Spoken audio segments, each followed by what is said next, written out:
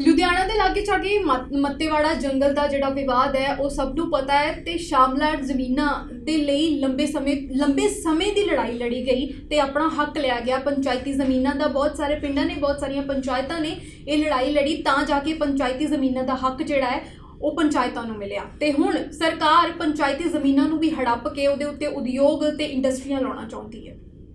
कि देखो इंडस्ट्री लाने की गल जितों तक है तो पंजाब दे विच उस हिसाब नाल इन्वेस्टमेंट नहीं हो रही जिस हिसाब नाल सरकार तैयारी दिखा रही है।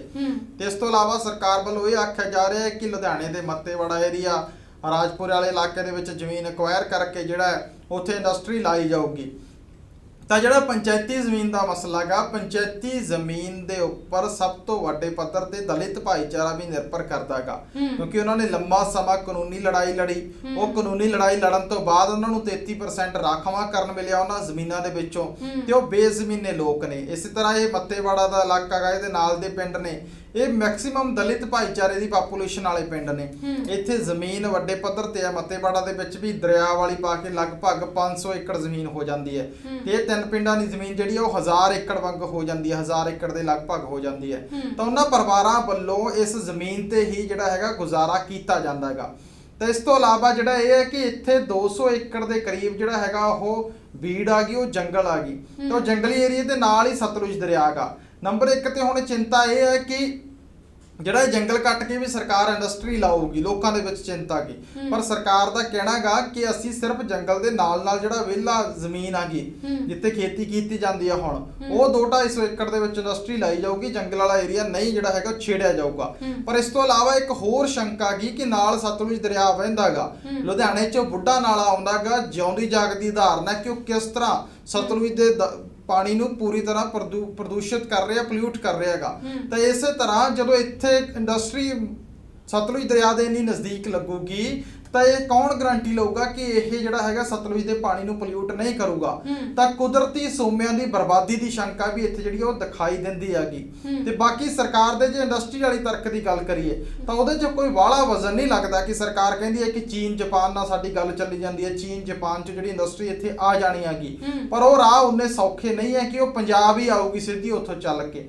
पर इस तो इलावा राजपुरे के कोले 5 पिंडां दी 1197 एकड़ के लगभग जमीन सरकार ने इंडस्ट्री लाउण नूं एक्वायर कीती सी, पर उत्थे 25-30 एकड़ च इंडस्ट्री लगी है, बाकी सारी जमीन वो विहली हैगी। तो उत्थे इंडस्ट्री लाई जा सकती सी जे सरकार ने लाउणी सी।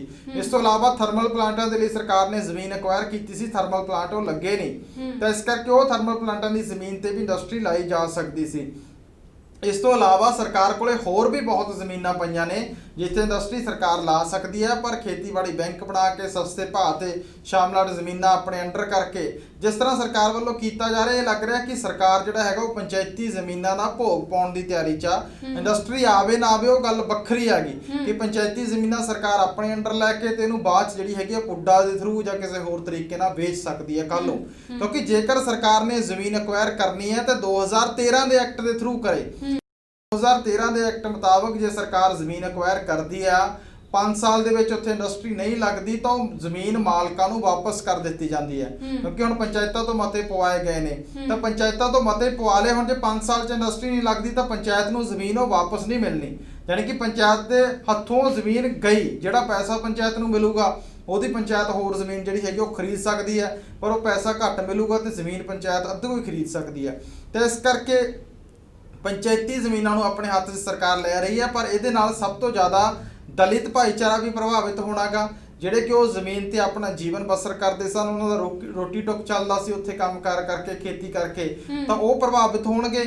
ते इस तो इलावा जिहड़ा गा वो मत्तेवाड़ा का जिहड़ा एरिया गा उत्थे जंगल भावें सरकार ना कट्टे, उत्थे सतलुज दरिया वहिंदा गा ते इंडस्ट्री लई ये तय हैगा। बुढ़ा नाला सब तो वड्डी उदाहरण है लुधियाने दी कि इंडस्ट्री पानी नूं पोल्यूट करेगी।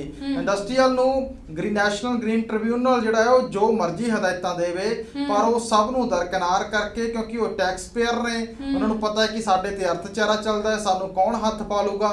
इस करके वो सीधा पानी जां तां जमीन च छड्डदे ने बिना सोधिया होया, जां फिर दरिया च छड्डणगे जदों इन्नी नेड़े इंडस्ट्री होगी। तो इस करके कुदरती सोमियां की बर्बादी भी होगी। तो सरकार नूं चाहीदा कि जे कोई इंडस्ट्री आउंदी है तो उन्होंने मौके ते जमीन एक्वायर करके दे दो। पहला किहड़ा सरकार जमीन एक्वायर नहीं करती, तो दित्ती जा सकती है। इस तो इलावा जिहड़ी पहला एक्वायर पई है ਉੱਥੇ ਵੀ ਬਥੇਰੀ ਇੰਡਸਟਰੀ ਲੱਗ ਸਕਦੀ ਹੈ ਜੇ ਸਰਕਾਰ ਲਾਉਣਾ ਚਾਹੇ। ਪਰ ਇਹਦੇ 'ਚ ਸਰਕਾਰ ਦੀ ਮਨਸ਼ਾ ਕੋਈ ਹੋਰ ਲੱਗਦੀ ਹੈ। ਹੁਣ ਲੋਕ ਉੱਠੇ ਨੇ, ਵਾਤਾਵਰਨ ਪ੍ਰੇਮੀ ਵੀ ਉੱਠੇ ਨੇ, ਪਰ ਮੱਤੇਵਾੜਾ ਦੇ ਇਲਾਕੇ ਦੇ ਜਿਹੜੇ ਲੋਕਲ ਲੋਕ ਨੇ ਉਹਨਾਂ ਦਾ ਇਹੀ ਕਹਿਣਾ ਕਿ ਇੱਥੇ ਇੰਡਸਟਰੀ ਲੱਗ ਜੇ ਠੀਕ ਹੈ, ਇੰਡਸਟਰੀ ਲੱਗ ਜੇ ਠੀਕ ਆ, ਉਹ 'ਚ ਰੁਜ਼ਗਾਰ ਪੈਦਾ ਹੋਊਗਾ। ਪਰ ਪੰਜਾਬ ਦੀ ਇੰਡਸਟਰੀ ਦੇ ਵਿੱਚ ਕਿੰਨੇ ਕੁ ਪੰਜਾਬੀਆਂ ਨੂੰ ਰੁਜ਼ਗਾਰ ਪਹਿਲਾਂ ਮਿਲਦਾ ਗਾ, ਇਹ ਇੱਕ ਵੱਖਰਾ ਸਵਾਲ ਹੈਗਾ। ਕਿਉਂਕਿ ਸਾਰੀ ਜਿਹੜੀ ਹੈ ਉਹ ਪ੍ਰਵਾਸੀ ਲੇਬਰ ਉੱਥੇ ਕੰਮ ਕਰਦੀ ਹੈ, ਪੰਜਾਬੀਆਂ ਨੂੰ ਕੰਮ ਕਰ ਨਹੀਂ ਮਿਲਦਾ। ਤਾਂ ਸਰਕਾਰ ਨੂੰ ਕੁਝ ਐਸੇ ਰੂਲ ਵੀ ਉੱਥੇ ਬਣਾਉਣੇ ਚਾਹੀਦੇ ਨੇ ਕਿ ਕੰਮਕਾਰ ਤਾਂ ਪੰਜਾਬੀਆਂ ਨੂੰ ਮਿਲੇ, ਕਿਉਂਕਿ ਪੰਜਾਬ 'ਚ ਇੰਡਸਟਰੀ ਲੱਗ ਜਾਂਦੀ ਹੈ ਪਰ ਪੰਜਾਬ ਦੀ ਬੇਰੁਜ਼ਗਾਰੀ ਦਾ ਕੋਈ ਹੱਲ ਨਹੀਂ ਹੁੰਦਾ।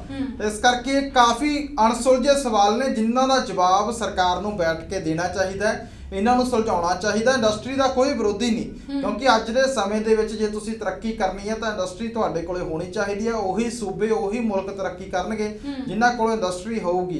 ਤੇ ਇੰਡਸਟਰੀਅਲ ਡਿਵੈਲਪਮੈਂਟ ਪੰਜਾਬ ਦੇ ਲੋਕ ਵੀ ਚਾਹੁੰਦੇ ਨੇ, ਸਾਰੀਆਂ ਧਿਰਾਂ ਵੀ ਚਾਹੁੰਦੀਆਂ ਨੇ। ਪਰ ਕੁਦਰਤੀ ਸੋਮਿਆਂ ਨੂੰ ਉਜਾੜ ਕੇ ਇਸ ਤਰ੍ਹਾਂ ਦਲਿਤਾਂ ਨੂੰ ਬੇਜ਼ਮੀਨੇ ਕਰਕੇ ਦੁਬਾਰਾ ਤੋਂ ਇੰਡਸਟਰੀ ਲਾਉਣੀ, ਇਹ ਰਣਨੀਤੀ ਸਹੀ ਨਹੀਂ। ਇਹ ਲੋਕਾਂ ਦੇ ਹੱਕਾਂ ਤੇ ਇੱਕ ਤਰ੍ਹਾਂ ਦਾ ਡਾਕਾ ਹੀ ਹੈ। ਸੋ ਸਰਕਾਰ ਨੂੰ ਮੁੜ ਵਿਚਾਰ ਆਪਣੇ ਫੈਸਲੇ ਤੇ ਕਰਨਾ ਚਾਹੀਦਾ। ਜ਼ਮੀਨ ਬਥੇਰੀ ਪਈ ਆ ਪੰਜਾਬ 'ਚ, ਹੋਰ ਅਕਵਾਇਰ ਕੀਤੀ ਜਾ ਸਕਦੀ ਹੈ, ਪਹਿਲਾਂ ਵਾਲੀ ਅਕਵਾਇਰ ਕੀਤੀ ਤੇ ਇੰਡਸਟਰੀ ਲਾਈ ਜਾ ਸਕਦੀ ਹੈ। ਸੋ ਮੱਤੇਵਾੜਾ ਦਾ ਜਿਹੜਾ ਇਲਾਕਾ ਹੈਗਾ, ਬੇਸ਼ੱਕ ਸਰਕਾਰ ਨੇ ਭਰੋਸਾ ਦਿੱਤਾ ਹੈਗਾ ਪਰ ਜੰਗਲ ਨਾ ਕੱਟਿਆ ਗਿਆ। ਪਰ ਪਾਣੀ ਦੀ ਸੁਰੱਖਿਆ ਦੇ ਲਈ ਕੀ ਗਰੰਟੀ ਹੈਗੀ, ਕਿਉਂਕਿ ਇੰਡਸਟਰੀਅਲ ਪਾਣੀ ਪੋਲਿਊਟ ਕਰਨਗੇ। ਇਹ ਜਿਹੜੀ ਹੈ ਅਤਕਥਨੀ ਨਹੀਂ, ਇਹ ਇੱਕ ਕੌੜਾ ਸੱਚ ਹੈ ਜਿਹੜਾ ਸਾਨੂੰ ਕਬੂਲਣਾ ਪੈਣਾ।